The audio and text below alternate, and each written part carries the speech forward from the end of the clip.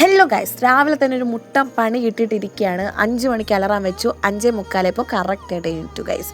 Bus നോക്കിയിരിക്കാം.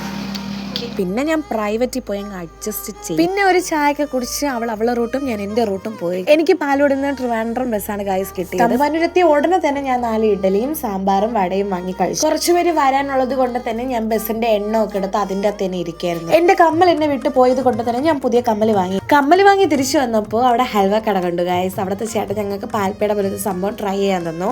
അത് ഇഷ്ടപ്പെട്ടപ്പോൾ ഞങ്ങൾ ഒരു ഡപ്പ അങ്ങ് വാങ്ങി. സോന വീട്ടിൽ നിന്ന് വന്നപ്പോൾ ഈ ഒരു സാധനം കൊണ്ടുവന്ന് പിന്നെ ഇതും കൂടി. ഈ ടിക്കറ്റ് കൊടുത്ത് ഞങ്ങൾ പോകുന്നത് ഞങ്ങളുടെ കുറേ മാസത്തെ ആഗ്രഹം ഒന്ന് തീർക്കാൻ വേണ്ടിയിട്ടാണ്. അതെ ഗൈസ്, ഞങ്ങൾ മൺചട്ടി റെസ്റ്റോറന്റിൽ വന്നിരിക്കും. അവിടുത്തെ എല്ലാ ടേബിളിലും ചട്ടിയിലും മീൻ കറിയും രസവും സാമ്പാറും ഒക്കെ വെച്ചിരിക്കും ഗൈസ്. അടിപൊളിയാണ്. ഫൈനലി ഞങ്ങൾ ഓർഡർ ചെയ്ത 2 പഴനിയും വന്നിട്ടുണ്ട് ഗൈസ്. ഇതിന് സൈഡ് ഡിഷ് ആയിട്ട് ഇങ്ങനെ കുറച്ച് കറികളും കൂടെ തന്നിരിക്കും. പക്ഷെ എന്റെ പേരൊന്നും എനിക്ക് അറിയത്തില്ല. ഇവര് രണ്ടുപേരും കൂടെ ഒരുമിച്ചാണ് ഗൈസ് കഴിക്കുന്നത്. കാരണം ഇവർക്ക് പെട്ടെന്ന് വയറ് നിറയും, അതുകൊണ്ടാണ്. അതിന്റെ കൂടെ തന്നെ ഞങ്ങൾ അയല വറുത്തതും നൊത്തോലി പൊരിച്ചതും വാങ്ങിച്ചായിരുന്നു ഗൈസ്. ഒരു കൈ കഴുകി തിരിച്ച് വന്നപ്പോഴത്തേക്കും പാത്രത്തിന്റെ അവസ്ഥ അങ്ങനെയായിരുന്നു. ഈ പൊരിച്ച മീൻ ഞങ്ങൾ ഓർഡർ ചെയ്തത് പഴിഞ്ഞ് കുടിക്കുന്നതിന് മുൻപായിരുന്നു.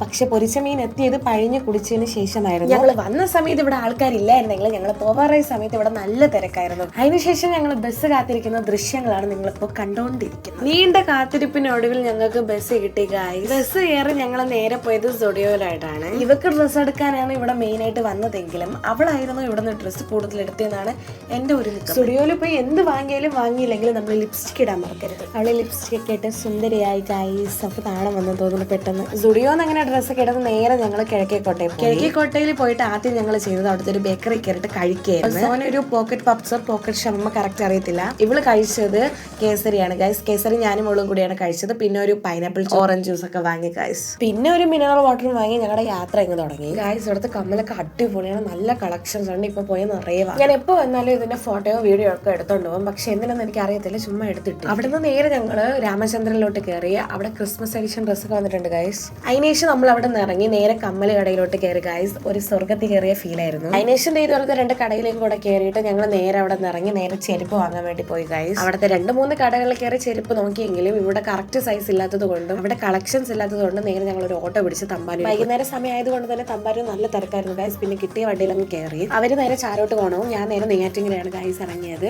പിന്നെ നേരെ ഞാൻ വീട്ടിൽ പോയി.